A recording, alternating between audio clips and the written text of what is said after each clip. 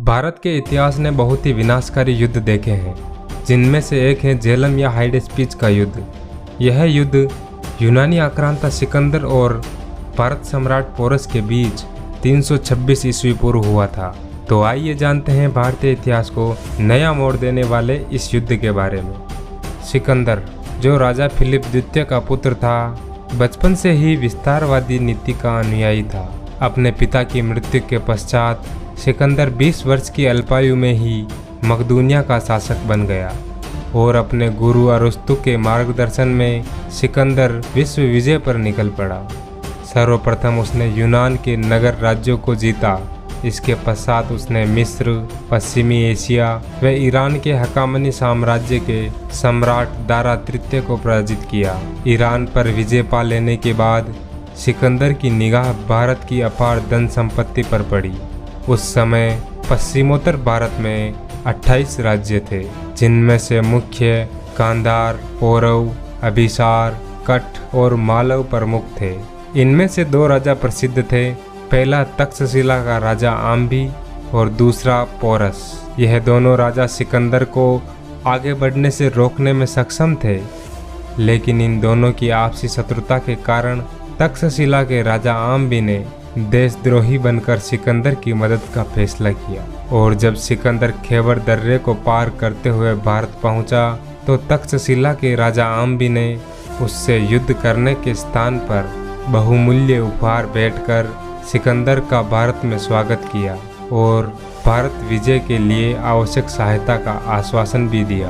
आम्बी ने सिकंदर को अपने पड़ोसी राज्य पोरस पर आक्रमण करने के लिए प्रोत्साहित किया, क्योंकि पोरस से उसकी शत्रुता थी। राजा पोरस ने सिकंदर की अधीनता के प्रस्ताव को ठुकराते हुए मातृभूमि की रक्षा के लिए युद्ध का ऐलान किया और झेलम नदी के तट पर अपनी विशाल सेना को खड़ा कर दिया। झेलम के दक्षिणी तट पर सिकंदर ने भी अपना शिविर स्थापित कर दिया।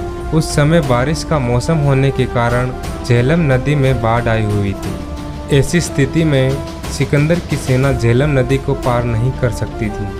राजा पोरस की यह सोच उनको युद्ध के विपरीत परिणामों की ओर ले गई। इसी बीच सिकंदर की सेना ने झेलम नदी में एक टापू को ढूंढ लिया, जो पोरस की सेना से ओझल था, और सिकंदर की सेना की एक टुकड़ी ने झेलम पार कर ली, जिसका नेतृत्व स्वयं सिकंदर कर रहा था। इस टुकड़ी को रोकने के लिए राजा पोरस ने अपने पुत्र के साथ 2000 सैनिकों को भेजा, जो बड़ी वीरता के साथ लड़ते हुए शहीद हो गए और कुछ ही देर में सिकंदर और पोरस की मुख्य सेना आमने सामने खड़ी हो गई। पोरस की सेना में विशालकाय हाथियों को देखकर एक बार तो सिकंदर और उसकी सेना भयभीत हो गए। जब यह युद्ध शुरू हुआ तो हर कोई पोरस की सेना को लड़ते हुए देखकर दंग था। पोरस की सेना का संख्या बल कम होने के बावजूद अपनी वीरता से सिकंदर की सेना को हिला डाला और युद्ध में एक समय ऐसा भी आया जब सिकंदर स्वयं भी घायल हो गया, जहां से उसके सेनापति उसे सुरक्षित स्थान पर ले गए। पोरस के पास अश्व सेना और सेना का संख्या बल कम होने के कारण युद्ध के अंत समय तक सिकंदर के सेनापति ने पोरस को बंदी बना लिया। कहा जाता है कि जब राजा पोरस को सिकंदर के समक्ष पेश किया गया, तब सिकंदर से पोरस ने पूछा, बताओ तुम्हारे साथ कैसा व्यवहार किया जाए। तब राजा पोरस ने इसका उत्तर दिया, जैसा एक शासक दूसरे शासक के साथ व्यवहार करता है, वैसा व्यवहार मेरे साथ भी किया जाए।